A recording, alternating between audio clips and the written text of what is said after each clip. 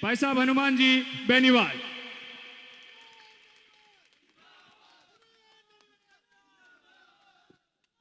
सत्ता संकल्प यात्रा, सत्ता संकल्प व्यवस्था परिवर्तन। आज डेगाना के अंदर जिस जोशीले अंदाज के अंदर आप नौजवानों ने, सर्व समाज ने स्वागत किया, जुलूस के रूप में लेके आए, मैं आपका आभार प्रकट करता हूं। और पंचायत चुनाव के अंदर आरएलपी पार्टी बिना कोई तैयारी के उतरी थी और लगभग 30,000 से ज्यादा वोट राष्ट्रीय लोकतांत्रिक पार्टी ने हासिल किए। और अभी हमारा सदस्यता से सत्ता की ओर अभियान चला, उसमें हजारों की तादाद में सदस्य बना के आपने संदेश दिया कि पिछली बार हम लड़े नहीं थे, किसी की मदद कर दी थी, इसलिए आप चिंता नहीं करें हनुमान जी। 23 में डेगाना उतना ही मजबूत है जितना खींवसर विधानसभा है। डेगाना से भी आरएलपी का विधायक जिता के भेजेंगे। मंच पर उपस्थित मेड़ता की विधायक बहन इंदिरा बावरी जी, भोपालगढ़ के विधायक और पार्टी के हमारे प्रदेश अध्यक्ष पुखराज जी गर्ग साहब, हमारे रऊफ साहब जो प्रदेश अध्यक्ष है रऊफ मेहर साहब, मेड़ता के पूर्व प्रधान रामअवतार जी टाडा साहब और रामअवतार जी, वकील साहब पुनाराम जी, भाई काला जी, जीतू जी, देशवाली जी, अशोक काछनिया जी, राकेश एंड राकेश, सम्मानित मंच, उपस्थित मौजूद बुजुर्गों, नौजवान साथियों, मेरे भाइयों, अब की बार ये तो तय है कि डेगाना में आरएलपी चुनाव लड़ेगी पूरी मजबूती से। मैं तो ऐसा व्यक्ति हूं कि मेरे पास कोई आता है, मदद मांगता है, मैं उसकी मदद करता हूं। पिछली बार कांग्रेस पार्टी के जो यहां से नेता है वो रात को 12 बजे मेरे पास आए, पिता पुत्र दोनों आए और मैंने उनकी मदद की और मदद से चुनाव जीत के चले गए। और लोकसभा चुनाव के अंदर आपने देखा होगा कि मेरा गठबंधन था और गठबंधन की वजह से लोकसभा चुनाव में भी बीजेपी को भारी बढ़त मिली। मतलब मैं दोनों का ही काम आया हूं, कांग्रेस के विधानसभा चुनाव में और बीजेपी के लोकसभा चुनाव के अंदर। जब डेगाना के बाजार के अंदर लंबे समय बाद आया तो दीवार निकली देखी लंबी, तो मैंने कहा बड़ा चौड़ा रास्ता था, कहां चला गया, और इसको कांग्रेस और भाजपा में बांट दिया, ये बीच में कर दिया उस रास्ते को। वो दीवार निकाल के पूरे डेगाना का जो हमारा स्वरूप था उसको बिगाड़ दिया। किसने बिगाड़ा, कैसे बिगाड़ा, ये तो चिंता का विषय, लेकिन निश्चित रूप से सरकार या तो कांग्रेस की है या बीजेपी की है, तो इसमें तो गठबंधन नहीं है। इस बात का भी मैं ध्यान रखना बिगाड़ने के अंदर। मैं आपको इतना ही विश्वास दिलाता हूं, मेरी लड़ाई किसी व्यक्ति के खिलाफ नहीं और मेरे से कोई लड़ भी नहीं सकता।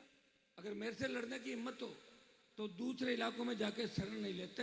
मेरा इलाका पड़ा, आ जाओ लड़ लो, वहां पे तो रोज कहता हूं लड़ो आप।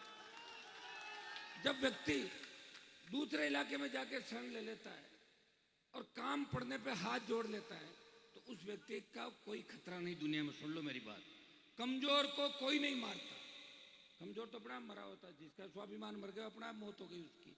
हनुमान बेनीवाल राजस्थान के अंदर वो लड़ाका जिसने तेजाजी महाराज के जयकारे को राजस्थान की विधानसभा से देश की लोकसभा तक लेके गया। हनुमान बेनीवाल राजस्थान का वो लड़ाका है। हरियाणा, उत्तर प्रदेश के किसान नेताओं के पहले झंडे हम लेके चलते, लेकिन जब देश का किसान तकलीफ में आया, देश का जवान तकलीफ के अंदर आया, हरियाणा यूपी के किसान नेताओं ने मुझे कहा हनुमान जी हमारे नेताओं में दम नहीं रहा, हमारे नेता कोई खट्टर की चाटुकारिता कर रहे हैं, कोई अमित शाह की चाटुकारिता कर रहे हैं। अगर आप राजस्थान के किसानों में अलग जगाओ और आप मोदी की सत्ता छोड़ के किसानों का साथ दो तो एक नई ऊर्जा किसान आंदोलन को मिलेगी और राजस्थान का ऋण हमारे ऊपर रहेगा। भाइयों, राजस्थान के सम्मान के लिए, जिले के सम्मान के लिए मोदी की परोसी हुई थाली के ठोकर मार के एनडीए छोड़ के 70 दिन किसानों के साथ खड़ा रहा। नागौर का सांसद था जिसने किसान कौम के सम्मान की लड़ाई लड़ी। जब अग्निपथ योजना आई देश के अंदर, देश का कोई सांसद नहीं बोला। 2 दिन से सोशल मीडिया पे चल रहा है कि एक अग्निवीर जो शहीद होता है, एक एम्बुलेंस के अंदर उसको लेके आते हैं पंजाब के अंदर, और एम्बुलेंस में उसको बॉडी को रख के चले जाते हैं। आप देखिए कैसी विडंबना है कि देश का जवान जब शहादत देता है तब लाखों की तादाद में जयकारों के साथ उसको लाया जाता है। और ये एक अग्निपथ अग्निवीर के नाम से जो योजना प्रधानमंत्री लाए, सेना का जो अपमान किया, लेकिन सेना के अपमान करते समय कोई देश का सांसद मोदी के खिलाफ नहीं आया। एकमात्र नागौर का सांसद अग्निपथ योजना का विरोध, ऑल पार्टी मीटिंग, लोकसभा और जोधपुर में 2 लाख जवानों की रैली करके मोदी को चेतावनी देता है, मोदी जी हम आ रहे हैं दिल्ली की तरफ, तैयारी कर लो। उसका परिणाम ये होता है कि पहले अग्निवीर 25% रखना और 75 वापस भेजने की बात थी, अब ये बात हो गई कि 50% अग्निवीर है वो सेना में रखेंगे, 50 वापस भेजेंगे। अगर आप एक जोरदार ललकार हुंकार दिल्ली की तरफ भरोगे, वो दिन दूर नहीं जब पूर्व की भांति सेना भर्ती रैलियां भी होगी। और हमारे किसान कौम के बच्चों ने जो देश की रखवाली की, आज देश का इतिहास किसान कौम के संघर्ष से भरा पड़ा है। सबसे ज्यादा शहादत हमारे बच्चों ने दी, लेकिन कोई धनीधोरी नहीं। 1952 से लेकर आज दिल्ली का मंत्रिमंडल देखें, पहला मंत्रिमंडल है जिसमें हमारा कोई कैबिनेट मंत्री नहीं है। इस राजस्थान के अंदर देखें, वोट हमारा, मुख्यमंत्री दूसरे बन जाते हैं। और क्यों नहीं बने? हमारे नेताओं की सोच ही नहीं। हमारे नेताओं की सोच एक ही है कि कोई सीमेंट कंपनी आए उसकी दलाली कैसे करें, कोई दूसरा काम आए व्यापार कैसे करें। व्यापारी बन गए हमारे नेता, और व्यापारी बन गए इसलिए कौम धीरे धीरे धीरे धीरे कमजोर पड़ गई।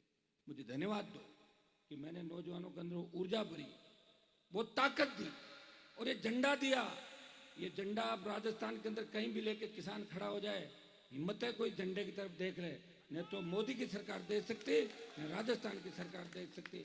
जिस तरह लाल झंडी दिखाने से रेल रुक जाती है, आरएलपी का झंडा दिखाने से सरकार रुक जाती है राजस्थान के अंदर। ये मैं आपको आश्वस्त करना चाहता हूँ। मैं तो 2003 के अंदर ही मिनिस्टर बन जाता। बात तो इतनी थी कि वसुंधरा के जाके सैल्यूट देना था, नहीं दिया। मैंने कहा कई देखे हैं, मैंने मारा नहीं, महाराजा नहीं करता। 8, 13, 18, 19 फिर 23, 3 विधायक पिछली बार बने। और आप देखिए मेरा दिल कितना बड़ा है कि जब 3 विधायक लेके मैं गया, सचिन पायलट ने मुझे कहा, हनुमान जी मेरी कोई मदद नहीं कर रहा है, आप भी तेजा जी का जयकारा लगाते हैं, गुर्जर समाज भी लगाता है, आप मेरी मदद कर दे। मैंने कहा क्या मदद चाहते हो?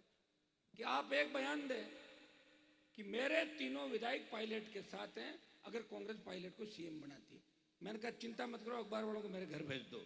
और 10 मिनट बाद मैंने बयान दिया कि पायलट अगर सीएम होते हैं तो आरएलपी के 3 विधायक कांग्रेस पार्टी का साथ देंगे। ये बयान मैंने दिया।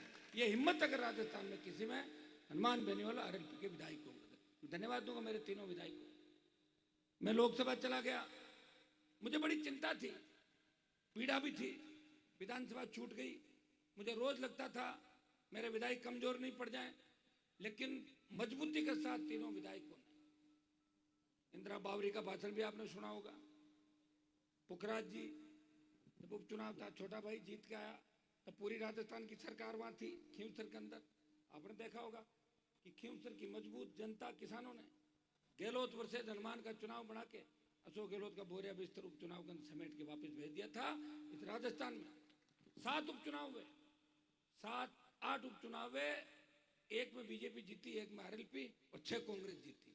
6 कांग्रेस जीती, बल्लभनगर, सरदार शहर, सुजानगढ़ और साड़ा के अंदर राष्ट्रीय लोकतांत्रिक पार्टी ने मजबूत उपस्थिति दर्ज कराई।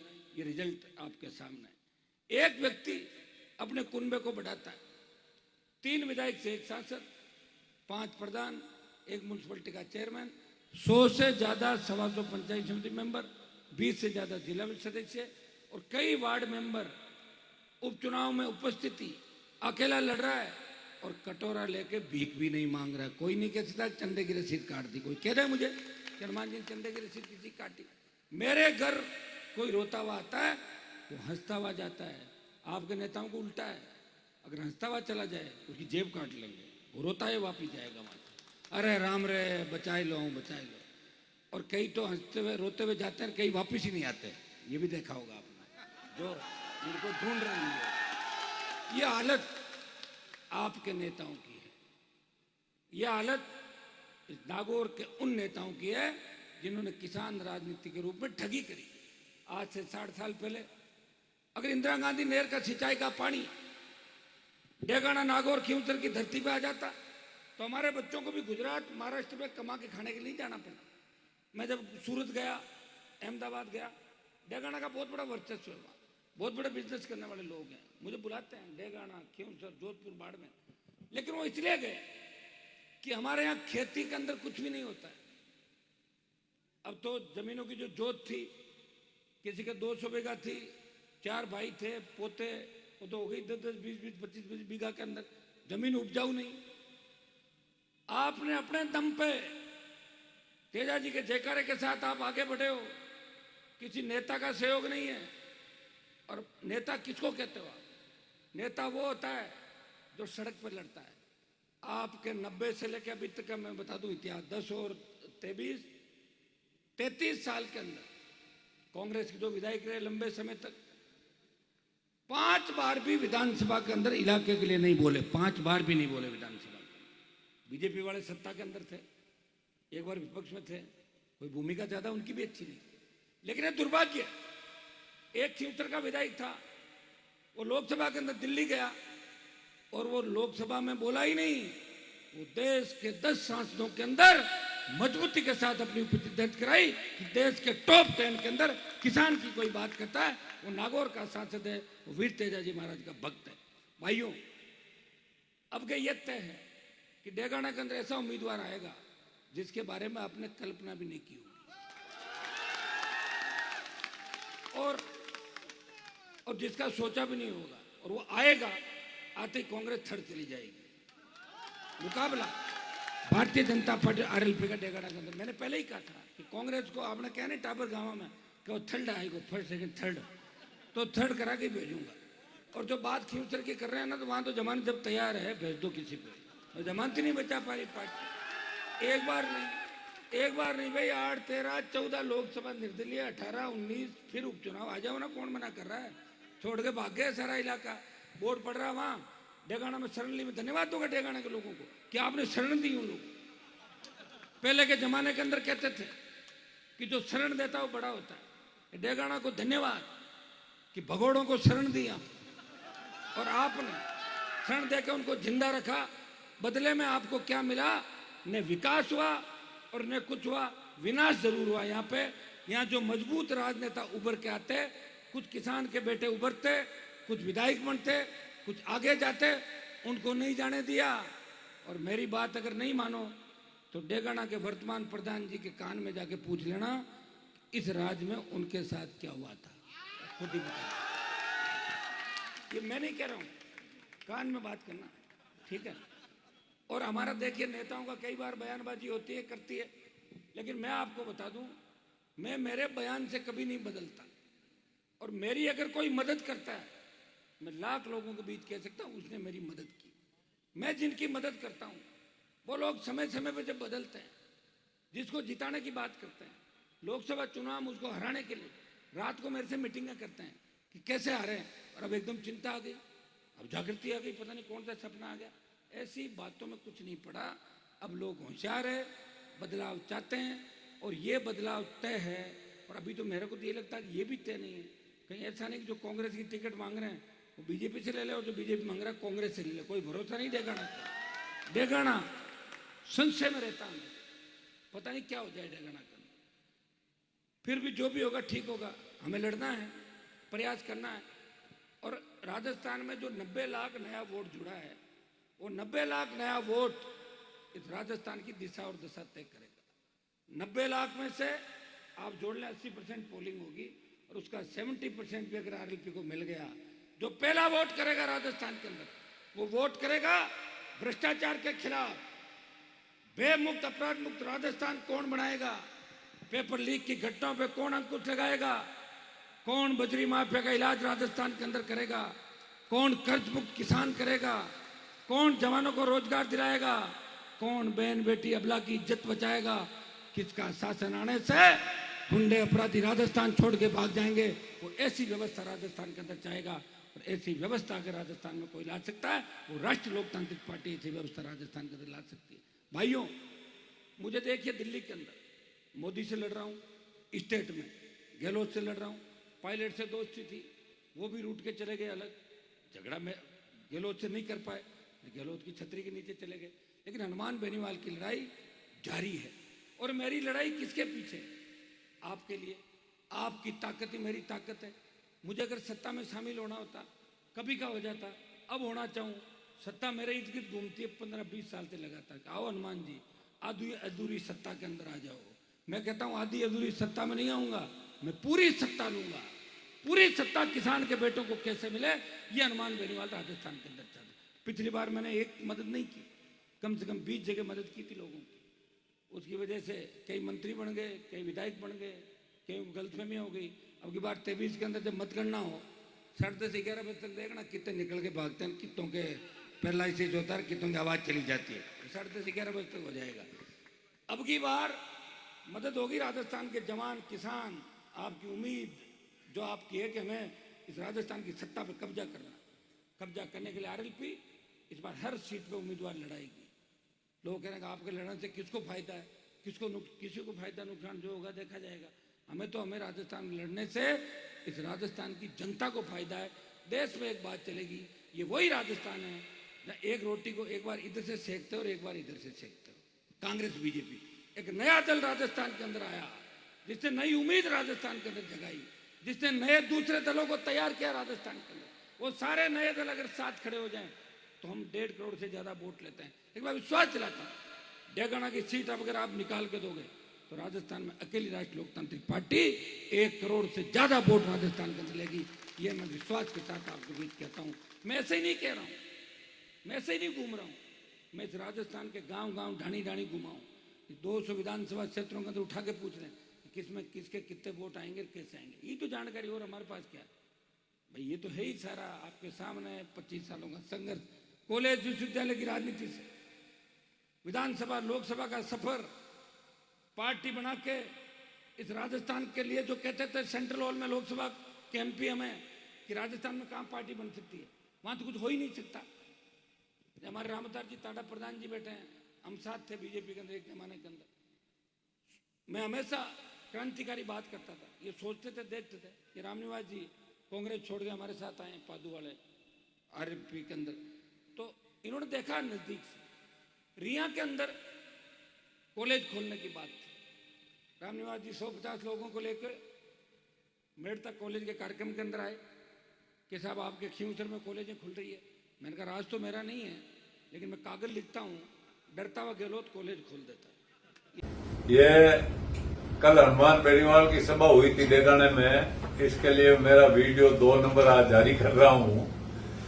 उसने बोला कि ये रिस्पाल मिर्दा भगोड़ा, अरे मैं 35 साल से डेगाना, मेरा लंगोड़ का मैं वोटर हूँ और मेरा मकान है डेगाना में, और मैं डेगाना चुनाव लड़ता आया हूँ 1990 से।